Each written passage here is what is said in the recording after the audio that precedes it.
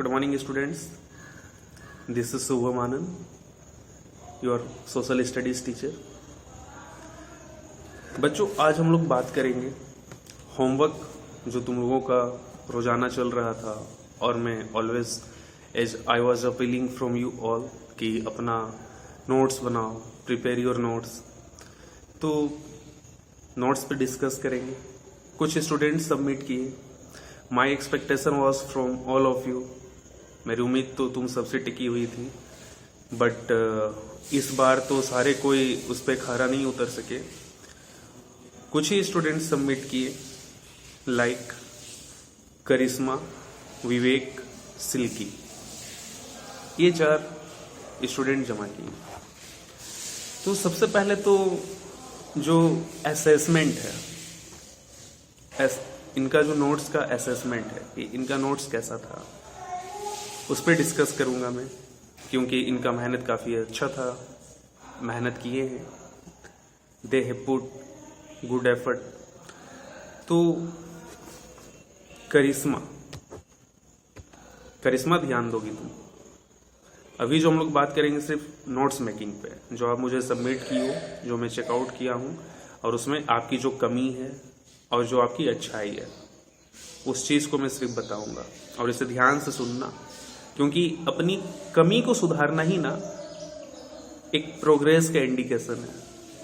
अगर तुम्हें प्रोग्रेस करना है, ठीक है, just you have to progress करना. तो बहुत सिंपल सा फंडा कि आप में जो कमी है, the drawback which you have, just find it solution. उसका सॉल्यूशन निकालो. Try to improve yourself. अपने आप को सुधारो. तो बस इसी वे में लेना. ये सब पॉइंट्स खुद को सुधारने के लिए मैं तुम लोगों को बता रहा हूं. तो करिश्मा ध्यान देना. सबसे पहली बात कि आप फेयर कॉपी जमा नहीं की. ठीक है, आप क्या की हो, घर का रफ कॉपी जमा कर दी हो. क्योंकि उस कॉपी में जो रोजाना होमवर्क जाता है वो पीछे किया हुआ था. आप हार्डली 1 चैप्टर की होगी, 1-2 चैप्टर की होगी. ठीक है, सारा चैप्टर कंप्लीट नहीं था.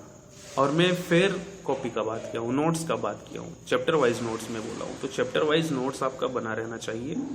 ठीक है, चैप्टर 1, चैप्टर 2, चैप्टर 3 अच्छा से. उसका जो बुलेटिन पॉइंट्स है चैप्टर में क्या है कि टॉपिक वाइज उसे ब्रेक कीजिए और उसका बुलेटिन पॉइंट्स वहाँ राइट डाउन कीजिए. वो बना नोट्स. ठीक है, जो रोजाना स्कूल से हम लोग जो भेजते हैं क्वेश्चन आंसर्स, ठीक है, उसका मुझे कलेक्शन नहीं चाहिए. मुझे नोट्स चाहिए. जो मैं पढ़ाता हूँ, जो मैं लेक्चर देता हूँ, उसका नोट्स चाहिए. मैं लेक्चर में भी throughout whole this period मैं बोलता रहा हूँ कि नोट्स बनाओ, क्योंकि ये 9th है, नोट्स बनाओ. ठीक है, फेयर कॉपी आप जमा करोगी अगले बार. दूसरा कि आपका एक आंसर था, ठीक है, आई थिंक 24 तारीख या कुछ का कॉपी पे मैं रिमार्क किया हूं. उसमें आप बहुत ब्लंडर मिस्टेक की हो. In the section of economics what you have written, खुद देख लेना. ठीक है, इकोनॉमिक्स का क्वेश्चन है, एंड जो आप आंसर दी हो दैट इज बियॉन्ड इकोनॉमिक्स. शायद जिस समय आप नोट्स बना रही होगी, मुझे लगता है आप नींद में होगी. ठीक है, तो चेक करना उसे. तो बी अटेंटिव. जब आप नोट्स बनाते हो, बी अटेंटिव. क्या लिख रहे हो, ठीक है, उसका मतलब क्या है, ये सब पर ध्यान देना है. ठीक है, तो आंसर वाज रॉन्ग. आंसर वो सारे सेक्शन का गलत था. और चैप्टर वाइज नोट्स बनाना ये बता ही दिए हैं. तो आप बस इसी 3 पॉइंट पे काम कीजिएगा. फेयर कॉपी बनाइएगा, आंसर्स पे अपना ध्यान दीजिएगा. मुझे पता है कि वो आंसर ब्लंडर ये ऐसा होता नहीं है, ठीक है, क्योंकि वो इकोनॉमिक्स से बियॉन्ड था. तो आई थिंक तुम शायद ज़्यादा प्रेशर में होगी या कुछ कर रही होगी उस तरह, तभी ऐसा गलती हुआ. ऐसे जनरली ये होता नहीं है. ठीक है, इवन दो गलती हुई है, ध्यान दोगे. फिर चैप्टर वाइज आप बनाओगे नोट्स. ठीक है, हैंड राइटिंग पे कोशिश करना अच्छा कमांड करने का, नीट एंड क्लीन. ये सबके लिए है, सिर्फ तुम्हारे लिए ही नहीं. सारे लोग से मैं अपील करता हूँ कि हैंड राइटिंग अपना नीट एंड क्लीन रखना. इसका बहुत एडवांटेज मिलता है आगे. जब सीनियर क्लासेस में आओगे ना, तो बहुत एडवांटेज मिलता है. वो अभी शायद पता ना चले, बट सीनियर्स में मिलता है, तो मिलता है. ठीक है, तो करिश्मा तुम अपने पॉइंट पे काम करोगे. अब दूसरा श्लोक कुमार, ठीक है। लड़का मेहनत किया, नो डाउट। ऑल सब्जेक्ट का सबमिट किया, चाहे वो 2-2 चैप्टर हो या 3-3 हो, इंटायर तो नहीं है कंप्लीट किसी का भी, ठीक है। तो लड़का मेहनत किया, श्लोक गुड, मेहनत इसी तरह करो। नोट्स जो तुम बना रहे हो ना, जैसे ज्योग्राफी में जो तुम नोट्स बना रहे हो, तो वहां पे तो ठीक है। ज्योग्राफी में होता है क्या है कि सारा फैक्ट्स है, ठीक है। चूंकि ज्योग्राफी काफी इंटरेस्टिंग है, ये साइंस है एक तरह का, ठीक है। बट अभी क्या है कि आपको उतना साइंटिफिक टेम्परामेंट में मैं नहीं समझा रहा हूँ, क्योंकि उस साइंटिफिक टेम्परामेंट का जरूरत आपका ज्योग्राफी में वो नहीं है, ठीक है। तो इसलिए मैं उस साइंटिफिक टेम्परामेंट में नहीं जा रहा हूँ, अकॉर्डिंग टू बुक रह रहा हूँ। तो आप जो नोट्स बनाए हो ना, आप क्या करना उसे कि उसे और थोड़ा क्रिस्प करना, मतलब कि थोड़ा उसे और फिल्टर करने का कोशिश करना। इंपॉर्टेंट पॉइंट्स लिखना, फैक्ट्स लिखना, ठीक है। ऐसे ज्योग्राफी का नोट्स काफी बढ़िया था, नो डाउट, उसे मेमोराइज तुम करो, ठीक है। इकोनॉमिक्स में क्या, इकोनॉमिक्स में ना बुलेटिन पॉइंट लिखो जो इंपॉर्टेंट पॉइंट है। जैसे कि पालमपुर का एग्जाम्पल लो, तो पालमपुर में आपको ये लिखने की जरूरत नहीं है कितने फैमिली थे, क्या नहीं थे, वो बस रफली एक दिमाग पर रख लो, ठीक है। वो चैप्टर में काम का चीज नहीं है कि कितने फैमिली थे, क्या थे, ठीक है। फैक्टर वहां पर क्या है कि फैक्टर ऑफ प्रोडक्शन क्या है, ठीक है। फिजिकल कैपिटल क्या है, वर्किंग कैपिटल क्या है, ठीक है। फिर फर्टिलाइजर से सॉइल पे क्या नेगेटिव इंपैक्ट पड़ता है, ग्रीन रेवोल्यूशन से क्या पॉजिटिव और क्या नेगेटिव इफेक्ट पड़ा, ये सब टॉपिक। तो ये सब को कंसाइज वे में ये सब का इंपॉर्टेंट पॉइंट्स निकालो, ठीक है। पूरा कहानी मत लिखो, जहां पे जरूरत है बस उतना ही लिखो कहानी, समझे ना। ये सेंस कब डेवलप करेगा, जब तुम बार बार लिखोगे। मुझे पता है कि ये जो भी चीज मैं सारा रिकमेंड कर रहा हूं तुम लोगों को अपने आप में सुधार करने के लिए, तुरंत नहीं होगा। I know it very well that it is not a cup of tea, it will take time, definitely it will take time. But जब समय लगने के बाद, when you will filter yourself, when you will improve yourself ना, then you will find it it's a very great note। क्योंकि ये पढ़ाई का जर्नी सिर्फ और सिर्फ तुम पे डिपेंड करता है, तुम्हारे पोटेंशियलिटी पे डिपेंड करता है, ठीक है।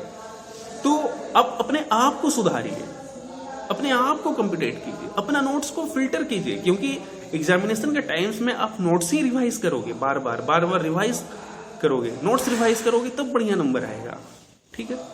तो आप इस काम को और बढ़िया कीजिए, ठीक है। और ये मैं जितना सारा रिकमेंडेशन बता रहा हूँ किसी का पर्टिकुलर नाम लेके, वो सिर्फ फिक्स उसी के लिए नहीं है। जो जनरल रिकमेंडेशन है, हाउ टू मेक नोट्स, उसमें पॉइंट्स क्या क्या इंक्लूड करना है, किस तरह से लिखना है, दिस इज जनरल, ये this is all of for you, ये तुम लोग सबके लिए है, ठीक है। ऐसा नहीं है कि मैं सिर्फ श्लोक को ही बोल रहा हूँ, दिस इज फॉर ऑल। आप अपना कमी देखो और उससे जुड़ा हुआ अगर कोई सजेशन है तो उसे पिकअप कर लो। अगर समझ नहीं आता then you are always welcome. मैं हमेशा बोलता हूँ पूछो, तो तुम लोग पूछते हो नहीं उतना, ठीक है। अब नोट्स बनाना स्टार्ट हुआ तो शायद अब पूछो, ठीक है, ठीक है श्लोक। तो ये था, आप ठीक कर रहे हो। उसमें एक ग्राफ तुम बनाए हो इंटीरियर ऑफ अर्थ, यार फैंटास्टिक, उसी तरह समझो, ज्योग्राफी उसी तरह समझो, ठीक है। वो जो इंटीरियर का बनाए हो ना ग्राफ, बहुत मस्त है, उसी तरह काम करो, ठीक है। बल्कि इंटायर ज्योग्राफी में ना उसी तरह काम करो। जैसे कि हिमालय का तुम रेंजेस जैसे लिख रहे हो, ठीक है, कि हिमालय है, ग्रेट हिमालय है, फिर मिडिल हिमालय है, फिर शिवालिक है, ठीक है। तो उसे ना ग्राफिकल रिप्रेजेंटेशन करने का कोशिश करो, ठीक है। तो उसमें क्या होगा ना कि जब तुम ग्राफिकल रिप्रेजेंटेशन करोगे, that imagination will be in your mind, and during the time of revision you do not have to read a lot of words, just only you have to focus on your graph and just you have to grasp the what is the meaning of this graph and just you have to write in your own words। फिर तुम्हें अपना word में लिखना है। तो क्या होगा कि जो मेमोराइज करने का बर्डन है ना वो कम हो जाएगा, मेमोराइज करने का बर्डन वो कम हो जाएगा, ठीक है। तो ज्योग्राफी में हमेशा कोशिश करना कि ग्राफिकल रिप्रेजेंटेशन हो, और ये सब आदत अभी से डालोगे ना दोस्त, बिलीव मी 10th में ना आग लगा दोगे सोशल स्टडीज में, ठीक है। क्योंकि ज्योग्राफी मतलब ग्राफ, कुछ यार ग्राफिकल रिप्रेजेंटेशन करो, क्रिएटिविटी लगाओ। क्रिएटिविटी नहीं है तो बुक वाला ही उठा के छापो ना, 4 बार प्रैक्टिस करो, हाथ पर बन जाएगा, समझे। तो श्लोक तुम्हारा भी बात मैं बता दिया हूं, मेहनत करो और बढ़िया। करिश्मा का भी हो गया, नाउ विवेक। विवेक, तुम्हारा ज्योग्राफी का नोट्स ठीक है, बुलेटिन पॉइंट्स है, ठीक है, और सेम बात तुम्हारे लिए भी है जो मैं श्लोक को बोल रहा हूं। तो ये पर्टिकुलर ऐसा नहीं है कि मैं श्लोक को बोल दिया हूँ, विवेक को बोल दिया हूँ या करिश्मा को बोल दिया हूँ तो और सब उसे फॉलो मत करो। This is for all everyone, ठीक है। तो वैसे करो। इकोनॉमिक्स में सेम बात, पॉइंट आउट करने सीखो, पॉइंटर करो, ठीक है। हिस्ट्री भी बढ़िया किए हो, ठीक है। एक्सरसाइज भी कंप्लीट किया करो, कोशिश करो, है ना। नोट्स प्रॉपर वे में रखो सब कोई। अब बात आता सिल्की कुमारी, क्या बोलूं इसके बारे, क्या बोलूं। अच्छा, पॉजिटिव ही बोलता हूं, डरा रहा हूं बस। देखो सिल्की का क्या है कि इसका जिस तरह का रिप्रेजेंटेशन है ना, मुझे बहुत बढ़िया लगा, ठीक है। एकदम टॉपिक लिखी ऊपर बोल्ड में, India, size, India, location. Silky तुम क्या करो, अपने आप में इंप्रूवमेंट पता है। वो जो बड़ा वाला हेडिंग लिखी हो ना ब्लैक पेन से, और उसके बाद जो तुम पैराग्राफ वे में लिखी हो ना, तो उस तरह से तुम्हें ना एग्जामिनेशन में लिखना। पैराग्राफिकल रिप्रेजेंटेशन किया ना, you have to do in your examination, ठीक है, कि अच्छा से लिखे हो। बट फॉर इन नोट्स आप क्या करो, नोट्स बनता क्यों, क्योंकि जो इंपॉर्टेंट पॉइंट्स है आप वो याद रखो, ठीक है। तो आप वो जो बड़ा वाला हेडिंग है उसके अंदर ना, वो जो आप पैराग्राफ लिखे हो उसमें से इंपॉर्टेंट पॉइंट्स निकालो और उसे लिख लो। अरे उतना पैराग्राफ लिखने की क्या जरूरत है, पैराग्राफ तो ऑलरेडी बुक में दे रखा है। नोट्स क्यों बना रहे हैं, जो इंपॉर्टेंट फैक्ट्स है उसे मेमोराइज करने के लिए। नोट्स बनाने का मतलब ऐसा थोड़ी होता है कि टेक्स्ट बुक भूल जाओ। Notes only use to supplement your textbook. Notes क्या करता है, it just only a supplement for your textbook. ये आपका टेक्स्ट बुक का सप्लीमेंट है, ठीक है। पढ़ना आपको टेक्स्ट बुक भी है और नोट्स भी, लेकिन नोट्स क्या है, क्या पढ़ोगे, फैक्ट्स पढ़ोगे, उसका रिप्रेजेंटेशन पता रहेगा किस तरह करना है, ठीक है। तो उससे तुम्हारा जो रिवीजन होता है वो क्विक हो जाता है, और एग्जामिनेशन के टाइम में तो सारा चीज पढ़ना। तो पॉइंटर निकालो और तुम जिस तरह से टॉपिक करके लिखी हो बहुत बढ़िया लिखी हो, ठीक है, उसी तरह से करो। और अगला बार मैं कोशिश करूंगा, अगर अगला बार सिल्की का कॉपी फिर सब नोट्स इसी तरह अपडेट रहा तो मैं सिल्की का नोट्स एक बार पीडीएफ 1-2 पेज शेयर करूंगा, कि जिन्हें डाउट है कि किस तरह बनाए नोट्स, उस तरह का रिप्रेजेंटेशन करो। क्योंकि नोट्स में रिप्रेजेंटेशन एक बहुत बड़ा बात है, क्योंकि ये चैप्टर्स को आपको ध्यान में रखना। ध्यान में कैसे रखोगे, जब आपका रिप्रेजेंटेशन बढ़िया हो। मैं एक्चुअली तुम लोगों के लिए, सबके लिए एक अच्छा सोशल स्टडीज का प्लान बना रखा था कि इस तरह कराऊंगा, उस तरह कराऊंगा, बढ़िया पकड़ करवाऊंगा। बट पेंडेमिक, ठीक है, पेंडेमिक देख ही रही हो, कोविड-19 अच्छा तरह फंस चुके हैं हम लोग, ठीक है। तो कोई बात नहीं यार, यहां से इंसान को स्ट्रांग होना चाहिए, ठीक है। हम लोग घर पे करेंगे। तो ये सिल्की का था, सिल्की का ठीक जा रहा सारा चीज, और सारा सब्जेक्ट में जो है चैप्टर्स अपडेट करिए आप लोग, ठीक है। तो ये 4 लोगों का फीडबैक में दे दिया, और बाकी बात रिमार्क जो है वो सबका कॉपी पे लिखा हुआ है। अब बात करते हैं नोट्स मेकिंग का। तो नोट्स क्या सिर्फ ये 4 लोग ही बनाए या और लोग भी आप लोग बना रहे हो? हाँ, सारे लोग बनाओ। 9th है, मैं बार बार बोल रहा हूँ, 8 और 9th का पैटर्न चेंज है भाई मेरे, समझे? पैटर्न चेंज है। 9th में जो भी क्वेश्चंस आएगा किताब का बीच से आएगा, समझे? किताब का बीच से आएगा। तो इसलिए अपना नोट्स पे फोकस करो, ठीक है। नोट्स पे फोकस करो, नोट्स बनाओ सब कोई। और अगले बार सबमिट ज्यादा कॉपी मेरे पास होना चाहिए, मात्र ये 4 बंदे का नहीं होना चाहिए, बंदे और बंदिया का, ठीक है। I want from all of you, मैं तुम सबसे चाहता हूं, कुछ करना है, कुछ करना है, बढ़िया करना है, तो उसके लिए मेहनत चाहिए, हार्डवर्क चाहिए, ठीक है। कोविड-19 कोई उतना बड़ा हम लोगों के लिए, मेरे और तुम्हारे लिए, स्टूडेंट्स के लिए उतना बड़ा नहीं इशू आ गया कि पढ़ाई रुक जाए, ठीक है। पढ़ाई तो यार पढ़ाई है, पढ़ाई के लिए यहाँ टेम्परामेंट रहना चाहिए, पढ़ना, ठीक है। पीछे देख लो, मेरे महान पुरुष लोग का फोटो लगा हुआ, विवेकानंद, गांधी जी, ठीक है। ऊपर देखोगे तो डॉक्टर राजेंद्र प्रसाद का भी लगा हुआ, ठीक है। ये सब हमारे ग्रेट पर्सनालिटी है, इनसे तो इंस्पायर हो, इनका कोटेशंस देखो, एजुकेशन के बारे क्या कहते हैं, मेंटल स्ट्रेंथ के बारे क्या बोलते हैं, ठीक है। कोटेशंस देखो, वर्क करो दोस्त, वर्क करो। अब तुम लोगों का बहुत पिक पॉइंट है, 9th में हो, 10th आ जाएगा अगला साल, और 10th में बॉस रॉकिंग है ना, सबको रॉक करना है, एकदम फैंटास्टिक रिजल्ट देना। तो उसके लिए अभी से मेहनत करोगे तब 10th में होगा। नोट्स मेकिंग सबके लिए मैंडेटरी है। वर्क करो भाई, व्यूज बढ़ाओ, व्यूज तुम्हारा अटेंडेंस है। भाई दिन इतना बुरा चल रहा है 9th वाला का सोशल स्टडीज में कि सोशल स्टडीज का लेक्चर में मैं देखता हूँ 6-7 व्यूज आता है कभी कभी। ऐसा लगता है कि मेरे पे एहसान कर दे रहे हो तुम लोग, क्या मजाक है। हाँ, और ये सिर्फ सोशल स्टडीज में नहीं देख रहे, हम दिनों प्रतिदिन देख रहे, साइंस में भी व्यूज घट रहा है। पढ़ाई से इंटरेस्ट कम हो रहा है क्या? हाँ, टीचर से तुम लोग डिस्कशन नहीं करते हो, इसलिए तुम लोगों को अपने आप में कुछ फील होता होगा, कट रहे हो, ठीक है। मेन स्ट्रीम में आओ, पढ़ाई का मेन स्ट्रीम में आओ, हम लोग हैं, ठीक है। कुछ प्रॉब्लम होता तो बात करो। जब तक अपना प्रॉब्लम तुम टीचर्स के सामने नहीं रखोगे तो सॉल्यूशन कैसे आएगा? देखो, टीचिंग का एक पैटर्न होता है, एक बात मैं बताता हूं। जब बच्चा स्टार्टिंग LKG से 5 क्लास तक में रहता है ना, तो उसको बहुत डांट डपट के पढ़ाना रहता है। क्यों? क्योंकि उसे उस पटरी पर लाना। 5 से 8 का बीच में, ठीक है, क्या रहता है, उसको थोड़ा मॉडरेट करना। अब 9th से क्या होता है ना, स्टूडेंट के साथ 9th से थोड़ा फ्रेंडली रिलेशन बनाना पड़ता है। क्यों? क्योंकि तुम लोगों का सेंसिटिव एज है, तुम्हारे पास हर एक चीज का होलिस्टिक व्यू होना चाहिए। पढ़ाई को कैसे ले जाना है, डिप्रेशन को कैसे मैनेज करना है, अगर ओवर बर्डन है तो उसे कैसे ठीक करना, अगर ज्यादा प्रेशर है तो न्यूट्रलाइज कैसे होना। तो ये कैसे होगा? या तो अपने घर में मम्मी पापा से शेयर करो, बड़े भाई से शेयर करो, बड़े बहन से शेयर करो। अगर आपको प्रॉब्लम है, टीचर से शेयर करो। टीचर्स, वी आर हियर, ठीक है। इतना जान लो, तुम्हारे गुरु हैं, ठीक है। तुम लोग आज जो कर रहे हो, हम लोग निकल चुके हैं।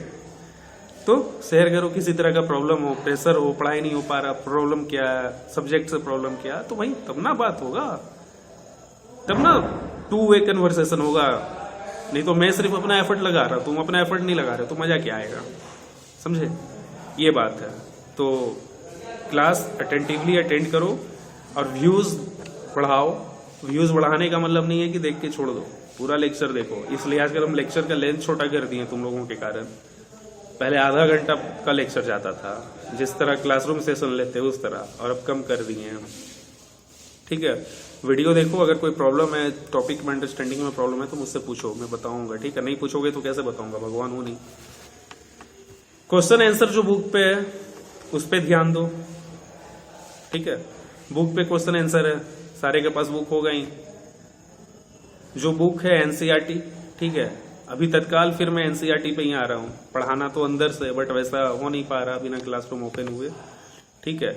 तो एटलीस्ट कम से कम जो बुक का एक्सरसाइज, जैसे चैप्टर का बीच में रहता है ना, 2 कार्टून बना हुआ है और फिर एक दूसरे से सवाल कर रहा है, उसका जवाब खोज रहा, वो सब वाला क्वेश्चन देखो, ठीक है। चैप्टर का बगल में नहीं रहता, पेज का बगल में एक कॉलम बना हुआ और उसमें कार्टून, वो सब का क्वेश्चन आंसर करो। फिर जैसे पॉलिटी अभी पढ़ा रहे हैं तो कुछ टॉपिक खत्म होने के बाद आता है क्वेश्चन चेक योर प्रोग्रेस, आता ना, चेक योर प्रोग्रेस।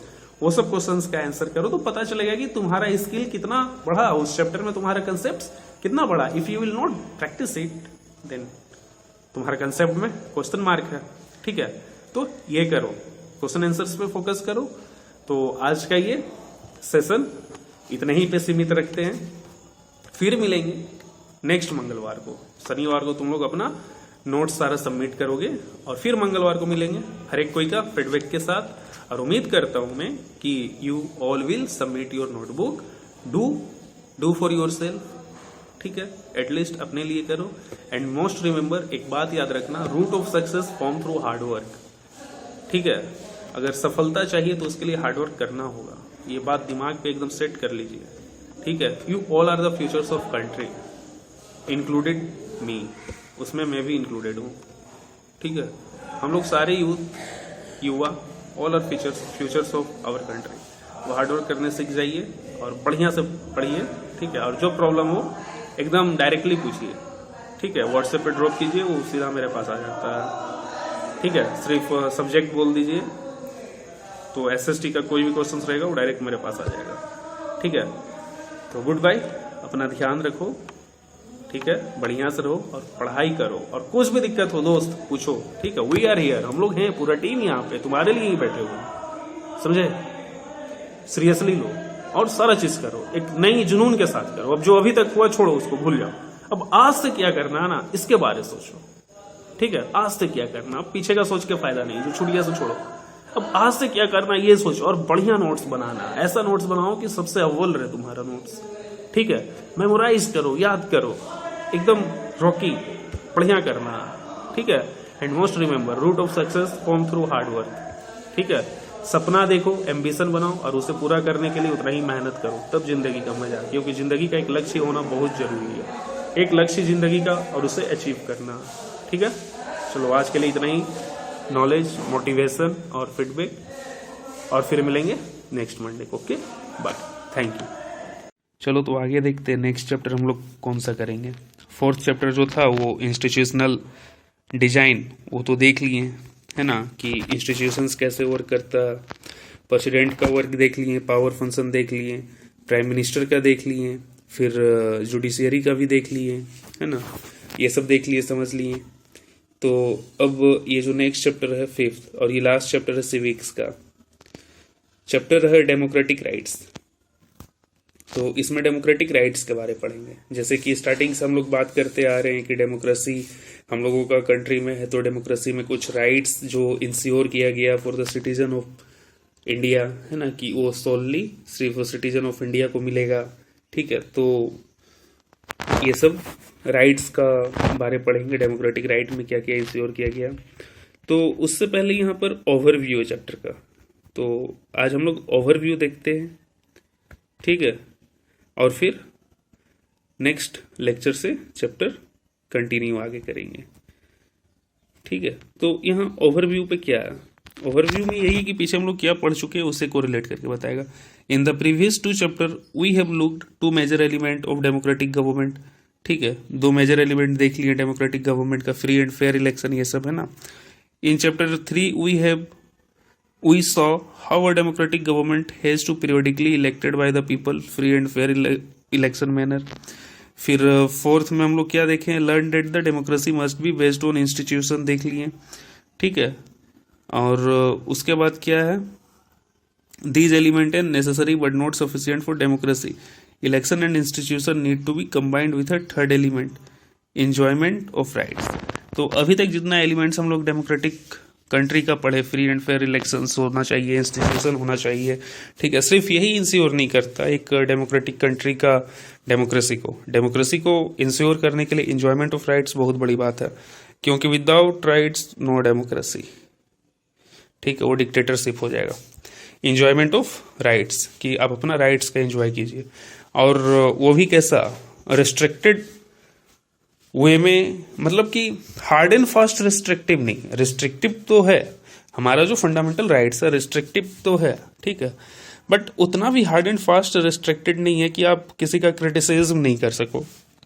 ऐसा हो सकता है ना कि आप किसी का क्रिटिसिज्म किया और पुलिस पकड़ कर ले गया, ठीक है, तो राइट किस चीज़ का, बाजार में घूमिए, मंदिर मस्जिद गिरजाघर जहाँ जाना है जाइए, जो करना कीजिए, सिर्फ वही राइट्स किया, आलोचना का राइट्स, अपना फ्रीडम ऑफ स्पीच एक्सप्रेशन, वो सब राइट्स, तो वो सब राइट्स भी इंश्योर डेमोक्रेसी में होता है, ठीक है। तो ये एक इम्पोर्टेंट पर्सपेक्टिव है, ठीक है, enjoyment of rights to make a government democratic. Even the most properly elected rulers working through the established institutional process must learn not to cross some limits. Citizens democratic right those limits in a democracy. हमेशा मैं बोलता आया हूँ कि एक democratic rights ensure किया गया, ठीक है, तो उस राइट्स को गवर्नमेंट भी वायलेट नहीं कर सकता। मैं बार बार बोलता हूँ कि गवर्नमेंट भी उस राइट को वायलेट नहीं कर सकता, ठीक है। तो वही बात है कि उसे इंश्योर करना है, तभी डेमोक्रेसी होगा। हर एक चीज़ का एक अपना लिमिटेशन है, ठीक है, सीधी सी बात जान लो। डेमोक्रेसी में तुम्हें हर एक तरह का फ्रीडम मिलेगा, but in a restrictive manner, है ना, एक रिस्ट्रिक्टिव मैनर में, कि आप किसी दूसरे का वायलेट ना करें, ठीक है, अपना एंजॉय करने के चक्कर में। तो it's very simple that you do not have to violate the rights of other, ठीक है, in course of enjoying your rights। Simple सी बात है कि अपनी अधिकार का दायरे में रहकर काम करें, ठीक है। फिर आगे देखो क्या, This is what we take up in this final chapter of the book. We begin by discussing some real life cases. Imagine that it means to live without rights. This led to a discussion on what by means rights and how they need them. तो इस chapter में यही पढ़ेंगे कि बहुत सारा case studies रहेगा देश दुनिया से, है ना, कि कहाँ पे क्या हुआ, कहाँ पर कैसे हुआ, डेमोक्रेसी कैसे आया, डेमोक्रेटिक राइट क्या है, यही सब पढ़ेंगे। तो ठीक है, नेक्स्ट लेक्चर में हम लोग नेक्स्ट लेक्चर में हम लोग स्टार्ट करेंगे इस चैप्टर को, ठीक है। तो आप लोग पढ़ो, ठीक है, ध्यान से पढ़ो, मन लगा के पढ़ो।